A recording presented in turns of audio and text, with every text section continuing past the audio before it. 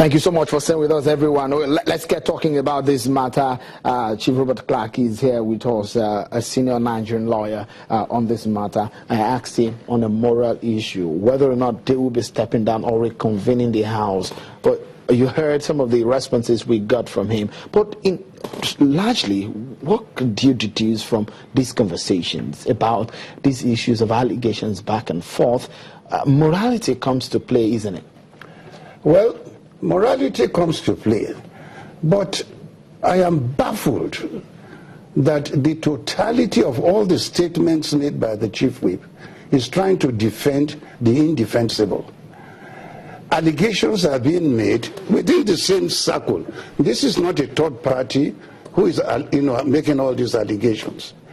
And it has thrown you out into the public. And you are now fighting back to say he's a liar, he's this, he's that. My own view is this. I have observed that the National Assembly, when you raise the question of the allowances, they all unite and go into a corner. When you raise the question of their, what were the insertions for their constituency project, they all come together and form a unit.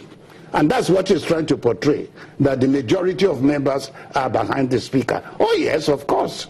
If there's something to hide, all of them must unite at the man who wants to, cover up. My view is this. I hope Mr. President or his aides are listening to this program.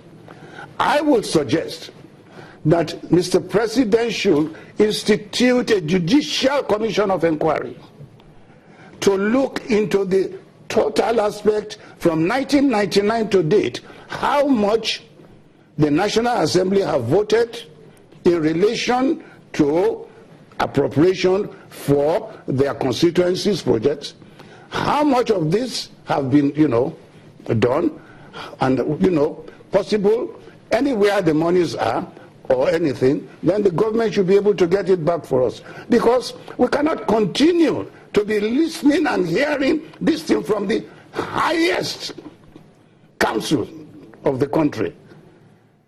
Your program, this program we are doing now, is being watched in America. It's been watched in Europe. I just phoned my daughter in London. Please watch in London. Is this what, people overseas will be regarding the lawmakers in Nigeria as people? Even they say, I was talking to one of them. He says even in America they do so. The senator got a constituency allowance to build a bridge. And then I said, look, that's not the issue.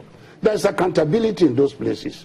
We must hold these people to account. But the man who is bringing these allegations, of course, you've heard some of these allegations that he has brought forward, and some of the counter allegations, the counter reactions on some of the things that we've heard in this very interview of today. But one will look at it. Do those allegations, are they valid at all? If they are not valid, he wouldn't have said it. He's a lawyer. His colleague has said that he's a chief blackmailer, that he knows how to blackmail people. You see, when you are pushed into a corner, you use as many adjectives you want against your accusers. You see, let me use the Yoruba language. Ole, bole, lole. The thief is calling the thief a thief. That is what is happening now. All of them are rogues. Because if what we are hearing from the Chief Whip, that he has inserted, I want to use the word pardon for him, because if he had done it during the process of appropriation and not outside, it is insertion. But if after the process of appropriation, 3, 4, or 5 of them, as Jibrin is now saying, went behind to now reinsert other things, then that is pardon. So if he does not know, pardon is an offense, an unlawful act. Whether it is punishable or not is another different cup of tea. Well, as it stands now, we saw the speaker, he visited the president. That shows that the body language of the president, one may not be able to judge that. But again, what should the executive be doing right now about this? The speaker, for example, is one of those people who have been alleged to be fraudulent in this case and has corruption on his hands, according to one of his colleagues. A man who headed the appropriation committee. That's a very big role role in the National Assembly. With all of these on our table, what do we expect the president to be doing, especially when he says he wants to fight corruption? You see, the president owes it a duty to all Nigerians, having had and listened to these allegations, to take a positive step. We have a neighboring country, Tanzania. They've just got a new president. Within 7 months in Tanzania today, he was fighting corruption and he's been able to turn Tanzania around. Mr. President has the power under the Constitution, full executive power under Section 5 of the Constitution, to institute, because he owns all the executive powers, to institute a judicial, commission of inquiry to look into all these allegations.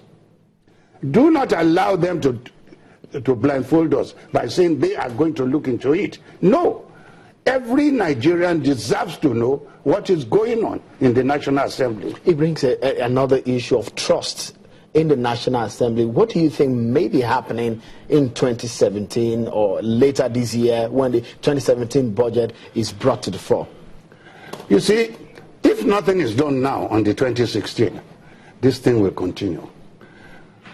So a decisive action has to be taken now to curb the excesses of the lawmakers in this regard. We cannot close our ears to what we are hearing. My children, my grandchildren will not be happy if President Buhari today does not take a positive action. Chief Clark, as we close now on the final note, tell us from the perspective of Nigerians, if nothing happens, what should we be doing as Nigerians on the final note? Well, I am not going to be, talked about as having incited, the average Nigerian worker who, under the circumstances we are now, are suffering. I am a senior advocate of Nigeria. I know what I'm suffering now. To be able to put food on the table, to be able to pay my lawyers' wages, to be able to, have electricity in my house, I know what it's costing me. And I believe Buhari is God sent to this country to fight corruption. Right. And if he does not do it, posterity will judge him. Thank you so much, Mr. Clark, for coming on the program. Always a pleasure. And that's our show for today. Many thanks for being part of it. I'm Sean Wakimbale. Bye for now.